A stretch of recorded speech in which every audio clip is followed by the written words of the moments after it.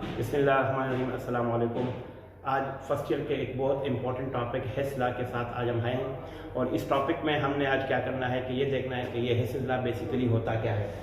तो हिस्स लॉ को इंट्रोडक्शन, सबसे पहले इसकी स्टेटमेंट, इसकी मैथमेटिकल डेरिवेशन और इसकी एक डायग्राम, और उसके बाद हम डिस्कस करेंगे इसके बाद इसमें क्या क्या चीज़ें हैं। तो सबसे पहले तो जी एच हेस ने ये लॉ 1840 में स्टेट किया था, यानी जी एच हेस ने ये लॉ 1840 में प्रपोज किया था।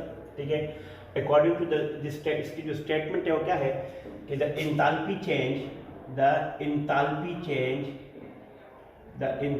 Change during a chemical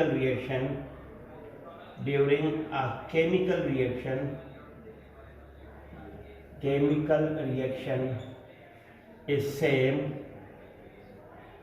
whether the reaction takes place in a single step or more than one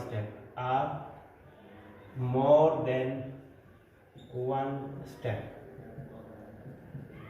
जी, कि एंथैल्पी चेंज की किसी भी केमिकल रिएक्शन में वो सेम रहता है, चाहे रिएक्शन एक स्टेप में हो या एक से ज़्यादा में हो। ठीक है, मैथमेटिकली इसको ये कहते हैं, ये delta H is equal to delta H1 plus delta H2 plus delta H3 and so on.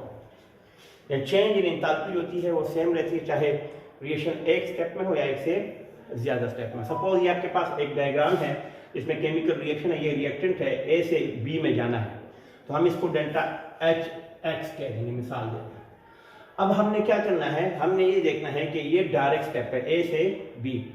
अगर हम इनडायरेक्ट स्टेप में जाएं, ए से बी जाए, तो हम ये कहेंगे कि ये डेल्टा H1 है, सी से डी जाए तो ये डेल्टा H2 है, और डी से वापस बी पर जाए तो डेल्टा H3। तो इसकी वैल्यू अगर यहाँ पे पुट की जाए तो ये डायग्राम ये शो करती है कि एंथैल्पी चेंज एक स्टेप में हो या एक से ज़्यादा स्टेप में हो, तो वो उनमें अंदर जो केमिकल रिएक्शन के अंदर जो चेंज है या एंथैल्पी चेंज है वो सेम रहती है। ये इस डायग्राम में क्योंकि ये रिएक्टेंट ए से बी हम जा रहे हैं तो ये डेल्टा HX है। अब ये डायरेक्ट स्टेप है। इनडायरेक्ट स्टेप में क्या होता है, ए से बी, ए से सी, सी से डी और डी से बी, तो ये delta H1, delta H2, delta H3। तो हम इसको ऐसे भी लिख सकते हैं कि समीशन डेल्टा H साइकिल के अंदर, ब्रैकेट के अंदर साइकिल लिखेंगे, साइकिल इज इक्वल टू 0, यानी इसको हम इससे भी रिप्रेजेंट कर सकते हैं। तो इसकी सबसे बेस्ट एग्जांपल जो है ना एक्सप्लेनेशन हिस्स लॉ की कि carbon dioxide can be prepare by this method. तो कार्बन डाइऑक्साइड का एक वन स्टेप मेथड है जिसको डायरेक्ट मेथड कहते हैं, और एक टू स्टेप मेथड है जिसको इनडायरेक्ट मेथड है। तो वन स्टेप रिएक्शन में क्या होता है कि कार्बन और ऑक्सीजन आपस में रिएक्ट करके क्या बनाते हैं, कार्बन डाइऑक्साइड बनाते हैं। तो कार्बन भी आपके पास सॉलिड स्टेट में है, ये गैसीय स्टेट में है, ये आपके पास गैसीय स्टेट में है। तो इसकी जो डेल्टा H की वैल्यू है वो हमारे पास है 393.5, और ये माइनस में होती है किलो जूल पर मोल। अब ये वन स्टेप रिएक्शन है, यानी कार्बन ऑक्सीजन आपस में रिएक्ट करके कार्बन डाइऑक्साइड बनाता है, और इसकी जो डेल्टा H की वैल्यू है -393.5 किलो जूल पर मोल है। अब इसी को अगर हम टू स्टेप में करें, यानी कार्बन पहले एक ऑक्सीजन के साथ रिएक्ट करके कार्बन मोनोऑक्साइड बनाएगा, जैसे ये देखें, कार्बन पहले एक ऑक्सीजन के साथ यानी हाफ ऑक्सीजन के साथ रिएक्ट करके कार्बन मोनोऑक्साइड बनाता है। ठीक है, और इसकी जो डेल्टा H की वैल्यू है वो आपको क्या है, वो आपके पास फिक्स है, वो है -110.5 किलो जूल पर मोल है।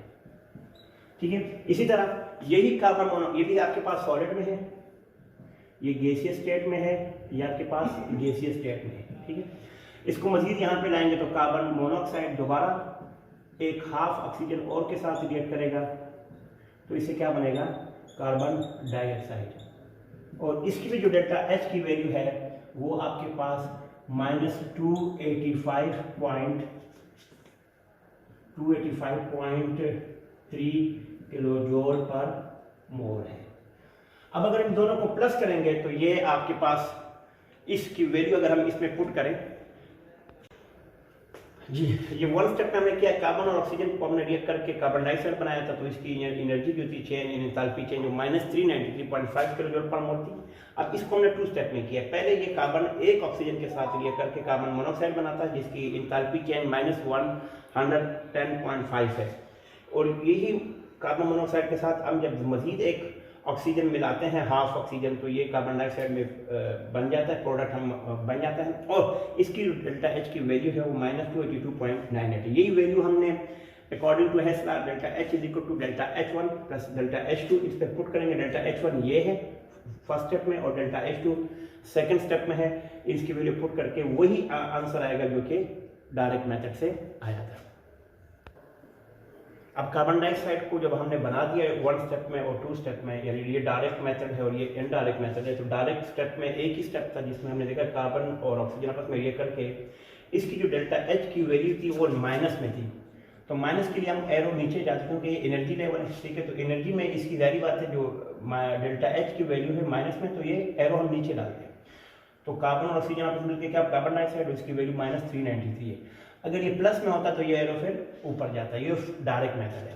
और ये वाला जो है जिसमें ये 2 स्टेप में हुआ है, कार्बन और ऑक्सीजन आपस में रिएक्ट करके जो इसकी हाफ ऑक्सीजन के साथ इसने रिएक्ट किया तो कार्बन मोनोऑक्साइड बनाया, इसकी जो डेल्टा एच की वैल्यू माइनस में थी तब भी हमने एरो नीचे लाया, और ये हाफ, ये सेकंड, ये फर्स्ट स्टेप है, ये सेकंड स्टेप है, और ये मजीद हाफ ऑक्सीजन के साथ मिलकर कार्बन डाइऑक्साइड बनाता है जिसकी वैल्यू भी माइनस में है, डेल्टा एच की वैल्यू, यानी ये डेल्टा एच भी आपके पास माइनस में है, तो जो माइनस का साइन होता है तो हम एरो की जो डायरेक्शन है नीचे लाते हैं। अब इसका जो लास्ट टॉपिक है वो है importance of Hess's law. Importance of Hess's law बहुत ज़्यादा इंपॉर्टेंट है। सबसे पहले तो ये देख लें कि there are many reactions for which delta H can not be calculated directly by calorimetric method, for such reaction Hess's law is use. हम कुछ रिएक्शन ऐसे होते हैं कि हम डायरेक्टली उसकी वैल्यू कैलोरीमेट्रिक मेथड से मालूम नहीं कर सकते हैं।